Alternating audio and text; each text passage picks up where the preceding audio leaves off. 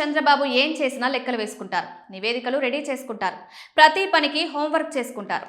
ఇలా ఆయన అధికారంలో ఉన్న ప్రతిపక్షంలో ఉన్న పక్కా లెక్కలతోనే ముందుకు సాగుతున్నారు. ప్రస్తుతం ఆయన ముఖ్యమంత్రిగా ఉన్నారు. ఇదే సమయంలో పార్టీ జాతీయ అధ్యక్షుడిగా కూడా వ్యవహరిస్తున్నారు. ఈ క్రమంలో పార్టీ పరంగా నాయకులు వ్యవహరిస్తున్న తీరు, వారిని తాను అలర్ట్ చేస్తున్న విధానంపై ఆసక్తికర వ్యాఖ్యలు చేశారు. సీఎంగా ప్రస్తుతం చంద్రబాబు చాలా బిజీగా ఉన్నారు. పెట్టుబడుల కల్పన, కంపెనీలతో మాట్లాడడం, సూపర్ 6 ను అమలు చేయడం, మరోవైపు గిల్లి కజ్జాలు పెట్టుకునే నాయకులను లైన్లో పెట్టడం, ఇలా అనేక విషయాలతో ఆయన క్షణం తీరిక లేకుండా పనిచేస్తున్నారు. అయినప్పటికీ పార్టీ పరంగా శ్రద్ధ తీసుకుంటున్నారు. నాయకులతో మాట్లాడడం, ప్రభుత్వ పరంగా చేస్తున్న కార్యక్రమాలను ప్రజల్లోకి తీసుకువెళ్లడం, ఇలా అనేక విషయాలను వారితో చర్చిస్తున్నారు.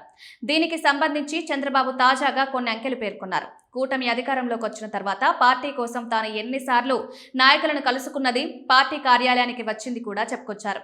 ఈ 18 మాసాల కాలంలో ఏకంగా 130 సార్లు టెలికాన్ఫరెన్స్లు నిర్వహించారు. వీటిలో మండల, జిల్లా, రాష్ట్ర, నియోజకవర్గ స్థాయి చర్యలు చేపట్టారు.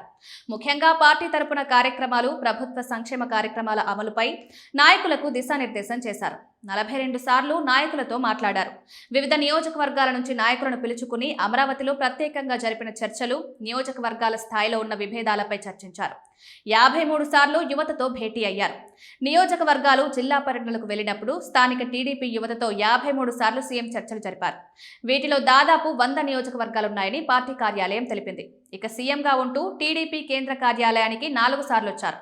ఇలా చంద్రబాబు పార్టీ పరంగా ఎంత శ్రద్ధ తీసుకుంటున్నారన్నది ఆయన స్వయంగా నివేదిక రూపంలో పొందుపరచడం గమనార్హం.